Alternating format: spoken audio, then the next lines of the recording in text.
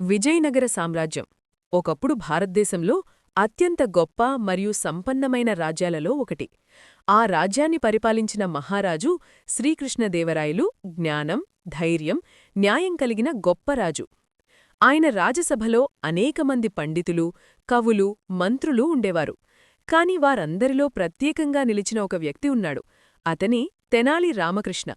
తెనాలిరామ తన తెలివి, చమత్కారం, హాస్యంతో అందరినీ ఆశ్చర్యపరిచేవారు. రాజుకూడా అతని తెలివిని ఎంతో ఇష్టపడేవాడు. కాని రాజసభలో ఉన్న కొంతమంది మంత్రులు మాత్రం తెనాలిరామపై అసూయపడేవారు. ఎందుకు రాజుగారు ఎప్పుడూ తెనాలిరామనే ప్రశంసిస్తారు అని వారు తరచూ మాట్లాడుకునేవారు. ఒకరోజు ఆ మంత్రుల్లో ఒకడు తెనాలిరామను పరీక్షించాలని నిర్ణయించుకున్నాడు. రాజసభలో అందరూ ఉన్న సమయంలో అతను ముందుకు వచ్చి తెనాలిరామకు ఒక చాలా కఠినమైన ప్రశ్న అడిగాడు.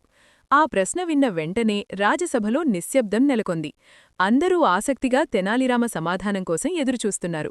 తెనాలిరామ మాత్రం ప్రశాంతంగా నిలబడి కొద్దిసేపు ఆలోచిస్తున్నట్లు నటించాడు. తర్వాత అతను చిరునవ్వుతో ఆ మంత్రిని చూసి ఒక ప్రతిప్రశ్న అడిగాడు. ఆ ప్రశ్న విన్న మంత్రి ఒక్కసారిగా అయోమయానికి గురయ్యాడు. అతనికి సమాధానం చెప్పడం కష్టంగా మారింది. అప్పుడు తెనాలిరామ చాలా తెలివిగా ఆ సమస్యకు సమాధానం వివరించాడు. అతని సమాధానం అంత చమత్కారంగా ఉండటంతో రాజసభలో ఉన్నవారంతా ఒక్కసారిగా గట్టిగా నవ్వేశారు. ఆ మంత్రి సిగ్గుతో తలదించుకున్నాడు. అతనికి తన తప్పు అర్థమైంది. ఈ దృశ్యం చూసి రాజు కృష్ణదేవరాయలు ఎంతో ఆనందించారు.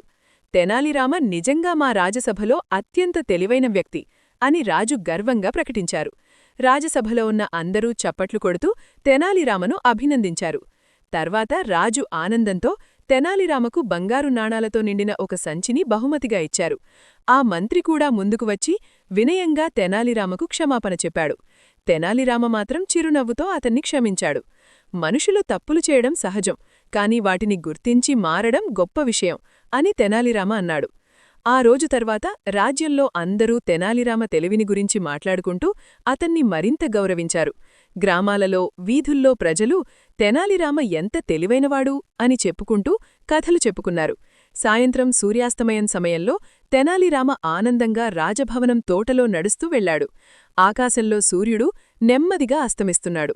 రాజు కృష్ణదేవరాయలు రాజభవనం బాల్కనీలో నిలబడి తన రాజ్యాన్ని చూసి గర్వంగా చిరునవ్వు చిందించారు. ఇలా తెనాలిరామ తన తెలివి, హాస్యం, చాతుర్యంతో రాజసభలోనే కాదు ప్రజల హృదయాలలో కూడా ప్రత్యేక స్థానం సంపాదించాడు.